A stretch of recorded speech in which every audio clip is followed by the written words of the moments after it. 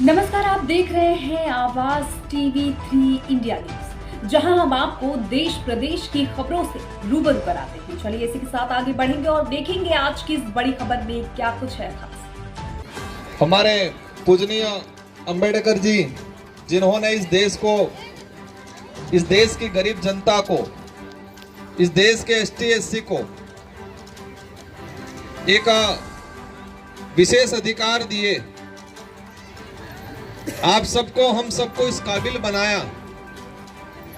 इनके जो उद्देश्य थे, इनको नमन करना चाहूंगा। और आज ही के दिन सावित्रीबाई फुले, जो हमारे देश की पहली शिक्षिका होने का गौरव प्राप्त करते, महिला शिक्षिका, पहली बार किसी महिला ने अध्ययन कराने की अगर बात करें, इतिहास में हमने जो पढ़ा है, अब तक का जो जाना है, और उस समय में, जिस समय में ST/SC दलित को, गरीब को पढ़ने का अधिकार नहीं था, और उसमें भी महिलाओं को तो विशेष पढ़ने और पढ़ाने का अधिकार नहीं था, उस समय में उन्होंने ये शुरुआत की। और उनकी आज जो जन्म जयंती है, आज का दिन एक महत्वपूर्ण दिन है। पहली शिक्षिका सावित्रीबाई फुले का आज भी जन्म दिवस है। और आज ही के दिन जयपाल सिंह मुंडा, जो बाबा साहब के साथ में ही संविधान सभा के सदस्य थे, उस संविधान निर्माण में अपनी महत्वपूर्ण भूमिका निभाने वाले जयपाल सिंह मुंडा, इनका भी आज जन्म दिवस है। तो आज का जो संजोग बैठा है, एक शानदार संजोग बैठा है। और इस संजोग, आज का दो दिन और आज अपना सबका मिलन, और बुनकर समाज की जो मेरे पास डिमांड आई थी, राजकुमार जी आना है, हमारे बुनकर समाज के अध्यक्ष साहब, हमारे ये नानूलाल जी, सभी ने मुझे आमंत्रित किया। आप सब ने जो मान सम्मान दिया, उसके लिए आप सभी को तह दिल से धन्यवाद, आभार। जय जोहार, जय भीम। आज हमारी माताएं बहनें, में कह रहा था कि हम पुरुष छाया में है, माताएं हमारी थोड़ी धूप में है, इसलिए कार्यक्रम थोड़ा जल्दी करना पड़ेगा, आगे भी मुझे जाना है। इसी क्रम में आप सबको मेरी ओर से और पूरे BJP पार्टी की ओर से और आने वाले भविष्य की पीढ़ियों की ओर से तहे दिल से धन्यवाद देना चाहूंगा, क्योंकि आपने अपना अमूल्य वोट देके मेरे को सांसद बना के दिल्ली भेजा। आप सबने अपना अमूल्य वोट देके, सारी पार्टियों को छोड़ के आपने मेरे पे विश्वास जताया, BJP पे विश्वास जताया, और आपका अमूल्य पूरे परिवार, पूरे समुदाय का वोट मुझे मिला, उसके लिए तहे दिल से धन्यवाद देना चाहूंगा आप सबको। आज ये कार्यक्रम खेलकूद प्रतियोगिता का समापन है शायद, और साथ ही बुनकर समाज और हमारे बीच में हमारे भारत आदिवासी पार्टी के बुनकर जी तो हमारे राष्ट्रीय सदस्य हैं, और साथ ही हमारे जिला उपाध्यक्ष जी भी हैं, यहाँ के सरपंच साहब और हमारे पड़ोसी रोशन जी सरपंच साहब, और अन्य हमारे जो जनप्रतिनिधि पदाधिकारीगण, युवा साथी, सारे खेल खेलने वाले। शायद एक आधा मैच बाकी रहा होगा, एक रहा है, हो गया फाइनल बाकी है, बता रहे हैं, वो भी इंतजार कर रहे होंगे कब ये समापन हो जाए, कब हमारा फटाफट विकेट और सिक्स ठोके। अब अपन सीधे मुद्दों पे आ जाते हैं। बातें बहुत सारी हैं, मैं बैठे बैठे चर्चा कर रहा था, कह रहा था कि अंबेडकर जी क्या उपदेश, क्या संदेश देके गए थे। आप या मैं अंबेडकर जी को फॉलो करें, अंबेडकर जी की तस्वीर रखें, इनसे ज्यादा महत्वपूर्ण यह है कि अंबेडकर जी चाहते क्या है वो जान लें। हम अंबेडकर जी को, बिरसा मुंडा जी को, सावित्रीबाई को, जिनको हम स्वीकार करते हैं, मानते हैं, इनको फॉलो करते हैं, स्टेटस लगाते हैं, DPR लगाते हैं, उनकी जन्म जयंती मनाते हैं, इनकी तस्वीरें लगाते हैं, घरों में रखते हैं, जरूरी है, रखना है। लेकिन इससे भी ज्यादा महत्वपूर्ण ये है कि वो चाहते क्या थे, वो चाहते क्या थे ये जानना जरूरी है। बुनकर जी की एक बात मुझे अच्छी लगी, भले एसटी समुदाय में हो, एसटी समुदाय में हो, हम बड़े बड़े नेता भी होंगे, बड़े बड़े अधिकारी कर्मचारी भी होंगे, लेकिन वास्तविक जो हमारे हक अधिकार हैं या संविधान की डिबेट के बारे में या इतिहास जो अंबेडकर जी के साथ अंबेडकर जी के उद्देश्य थे वो उनके बारे में आज तक नहीं जान पाए। ये सबसे बड़ी विडंबना है और हम नहीं जान पाएंगे तो आने वाली पीढ़ी को क्या बताएंगे। आज जो कुछ भी है, इस देश को शानदार संविधान निर्माण, एक शानदार अधिकार दिए, तो इनको कितनी पीड़ा होगी। देश का संविधान का बनाने में ही 2 साल 11 माह 18 दिन लगे। एक संविधान बनाने में 2 साल 11 माह 18 दिन लगे, तो समझ लो 2 साल 11 माह 18 दिन में कितनी परेशानियां हुई होगी, कितनी मीटिंगें हुई होगी, कितने तर्क वितर्क हुए होंगे। आज यूसीसी लागू हो रहा है, कुछ लोगों के अंबेडकर जी का अधूरा सपना था यूसीसी का, और हम अंबेडकर जी का अधूरा सपना पूरा कर रहे हैं और हमारे लोगों ने मान लिया और चुप हो गए। कानून, अब बेचारी हमारी माताओं बहनों को पता ही नहीं होगा ये क्या है यूसीसी। ये जिम्मेदारी पढ़ा लिखा वर्ग है, अधिकारी कर्मचारी है, युवा है, इनकी जिम्मेदारी है। मैं नई बात कुछ नहीं बोल रहा हूं, इसी मंत्र से हुई। हम कह रहे हैं अत्याचार शोषण होता है, एट्रोसिटी होती है। अगर यूसीसी लागू होता है तो एट्रोसिटी कानून स्टैंड करेगा। अगर देश में यूसीसी लागू हो गया तो एट्रोसिटी का महत्व खत्म हो जाएगा। फिर किससे लड़ने जाएंगे? लेकिन आज तक कोई रिएक्शन नहीं किया किसी ने भी। अंबेडकर जी चाहते थे, अंबेडकर जी ने कहा जरूर था उस डिबेट में, मैंने फिर डिबेट निकाल के पढ़ी, कि जिस दिन देश के अंदर छुआछूत भेदभाव खत्म हो जाएगा, जिस दिन असमानता खत्म हो जाएगी, सब समान हो जाएंगे, आर्थिक रूप से, मानसिक रूप से, सबसे बड़े तो मानसिक रूप से समान हो जाएंगे, उस दिन तात्कालीन विधायिका एससी समुदाय से राय लेगी, एसटी समुदाय से राय लेगी। जो समुदाय 75% यस करेगा कि हाँ लागू किया जाए, तब यूसीसी लागू होना चाहिए। ये अंबेडकर जी का वर्ड था।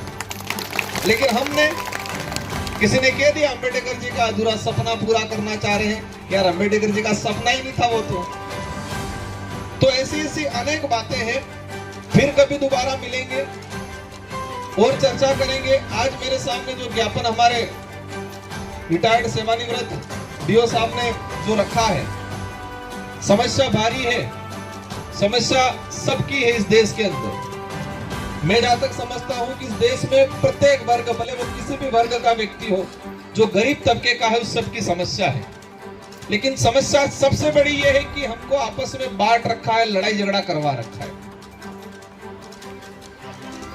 आज राम मंदिर के नाम से पूरे देश में चुनाव हुए, लेकिन जहां अयोध्या, जिस सीट पे बीजेपी बुरी तरह से हारी, वहां पर ब्राह्मण समाज ने भी बीजेपी को वोट नहीं दिया। धर्म कोई भी हो, दया भाव करुणा सिखाता है, नफरत नहीं सिखाता है।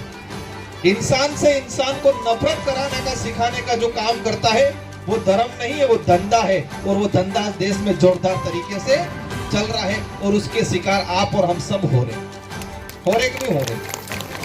कोटे में कोटा हम भी चाहते हैं, वंचित आदमी को लगना चाहिए, लेकिन ये डिसीजन एससी समुदाय करेगा, एसटी करेगा कि हमको हम कैसे डिवाइडेशन होना। आज उन्होंने बताया 21 एसटी की बात करें, लगभग 16% 16 उपजातियां हैं, कैसे 16 में डिवाइडेशन होगा? तो वो एक एजेंडा बना रखा है। और आपने देखा होगा जो सत्ता में लोग हैं, जो लोग सत्ता में, वो आंदोलन करने का लागू करो, ऐसा आज तक हुआ था? सत्ता में जो राज में लोग हैं, वो लोग आंदोलन रैलियां कर रहे हैं। मेरे तो जीवन में आज तक ऐसा नहीं देखा है कि सत्ताधारी लोग कभी आंदोलन करते हैं। ये हम लोगों को मानसिक रूप से गुलाम बना के डिवाइडेशन करा कि आपस में लड़ाने का फॉर्मूला है। पहली बार देश लेवल पे एसटी, एससी, ओबीसी या माइनॉरिटी गरीब तबके का व्यक्ति एकजुट हो रहा था, उसके अंदर वापस कैसे फूट डाले ये फॉर्मूला लाके उन्होंने खड़ा कर दिया। इसलिए इन चीजों को आपने, हमारे गुरुजी ने सही बात बताया, हम लोग भी इस बात का समर्थन नहीं करते हैं जो जिस तरह से वो चल रहा है। और यहाँ पर एससी समुदाय का हमारे रीट के अंदर 2018 की भर्ती का उदाहरण बताए। 268 पद थे एससी समुदाय के, मात्र 3 या 4 पद भरे और 264 पद खाली रहे। आंकड़ा किसी के पास नहीं होगा, मेरे पास है, एक दो साथियों के पास होगा। 264 पद खाली रहे और मैं जहां तक समझता हूं हम लड़े, मेरे पास हमारे डूंगरपुर के गिने चुने 3-4 साथी आए एससी समुदाय के, लेकिन एससी समुदाय का जो जागरूक वर्ग माना जाता है, अधिकारी कर्मचारी नहीं आया आज तक हमारे पास। बात को ये लड़ाई में विधायक था, मैंने बताया, मैंने विधानसभा में भी ये बात उठाई कि छूट दी जाए। एससी समुदाय भी आर्थिक रूप से या भौगोलिक दृष्टि से कहीं न कहीं पिछड़ा हुआ है, तो शेड्यूल एरिया में एससी समुदाय को भी एसटी के तर्ज पे जो रीट की बात थी उसमें जो सीटें खाली थी 264 सीटें खाली रह गई, तो उनको लेके भी हमने लड़ाई लड़ी थी। और अवश्य आज हमारे 4 विधायक भी हैं, मैं भी हूं, आप मजबूती से सभी साथ दें और हम लोग इस लड़ाई को लड़ेंगे और अवश्य छूट दिलाने की पूरी कोशिश रहेगी। कोशिश ही नहीं, दिलाने की 100% दिलाया जाएगा, लेकिन आपको एकजुट रहना पड़ेगा। हम अलग अलग बढ़ जाए नहीं हो जाए। आरएस भर्ती शेड्यूल एरिया के अंदर 2013 से लगा के 2021 तक एससी समुदाय की अधीनस्थ सेवा में 0 सीटें आई है, एक भी सीट नहीं मिली है। उसको लेकर भी मैंने सीएम साहब को पहले जब मैं विधायक था मैंने पत्र लिखा था। लेकिन एक बात ये है, अपने बाप दादा कही गए कि जागता ने पाड़ी ने होता ना पाड़ा, एवं कही गए जो जगता रहेगा इन्हें पाड़ी ने होता रहेगा इन्हें पाड़ा। तो यही चीज हम पे भी लागू होती है, वो एससी पे भी लागू होती है, एसटी पे भी लागू होती है, या कोई भी समाज होगा जो जागरूक होगा वो लाभ लेगा। एक बाप के 4 बेटे हैं, जो बेटा जागरूक होगा वो थोड़ी जमीन भी थोड़ी ज्यादा लेगा और बाप का फायदा भी ज्यादा लेगा। इसलिए हमको जागरूक होने की जरूरत है और हमको दुश्मन कौन है, दोस्त कौन है और मीठा दुश्मन कौन है उसको पहचानने की जरूरत है। आपकी ये जो रिजर्वेशन का जो मामला है, हम लोगों ने ये भी बात चल रही है, तो जितनी जो जनसंख्या है उसके हिसाब से और बाकी जो ओपन कैटेगरी उसमें एससी का बच्चा अगर वो ला रहा है उस सामान्य के नंबर बराबर, तो उसको जाना चाहिए। ये लड़ाई एसटी एससी दोनों की संयुक्त लड़ाई है। कुछ मामले में हो सकता है कि अपने 1-2 मामले में हो सकता है मनभेद हो सकता है, लेकिन मैं जहां तक समझता हूं 99% एक समान समस्या है। और एक समान समस्या है तो 1% बात को लेके हमें 99% को नजरअंदाज नहीं करना है। और मैं सांसद हूं, मैं प्रत्येक व्यक्ति की, हर समाज की जो भी बात होगी मैं सुनूंगा और वाजिब मांग है उसका समाधान भी करूंगा। इन्हीं शब्दों के साथ आप सबको धन्यवाद। और मेरे पास एक डिमांड आ रही है लाइब्रेरी को लेके, तो अवश्य मैं मार्च के अंदर डेलीगेशन मुझे दोबारा मिलना, और मार्च में जब दोबारा हमारा बजट एलोकेशन होगा मैं अवश्य एससी समुदाय, बुनकर समुदाय के नाम से एक अवश्य शिक्षा के लिए लाइब्रेरी का दूंगा, बाकी नहीं दूंगा। दूसरा जो मांगते हो, जहां पर दिमाग के दरवाजे बंद होते वो चीज मैं नहीं दूंगा, जहां पर दिमाग के दरवाजे खुलते हैं वो चीजें दूंगा। और मेरा भी आप सबसे यही अनुरोध है कि दिमाग के दरवाजे खोलने का माध्यम एजुकेशन ही है, दूसरा नहीं है। बाकी चीज तो दिमाग के दरवाजे बंद करने का है, तो उस पर कम ध्यान देके दिमाग के दरवाजे खोलने वाली चीज पे ध्यान दे। और अवश्य मेरी ओर से आपको लाइब्रेरी, अब ये घोषणा वाली बड़ी बीमारी है। मैंने घोषणा पे काफी रिसर्च किया है। मैं जब विधायक बनाया 2018 में, तो मैंने एक सर जगह एक ही चीज सुना, घोषणा। तो उस दिन से मेरे दिमाग में खटका है कि मैं कभी जीवन में घोषणा नहीं करूंगा, मैं काम कराऊंगा। ठीक है, जाओ। तो मेरे से कभी घोषणा की उम्मीद मत करना, काम की उम्मीद करना।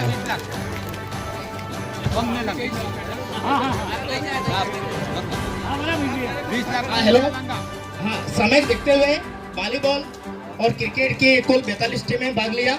इस विषय में मुख्य अतिथि महोदय से निवेदन है कि वॉलीबॉल के जो रिजल्ट आया उसमें मैन ऑफ द मैच गर्व आगे मंच पे आए। गर्व मैन ऑफ द मैन और साहिल मैन ऑफ द टूर्नामेंट। जल्दी आए आगे, जल्दी क्रम से आते रहे। वो विजेता टीम कुमजी का पाड़ा प्रीतेश,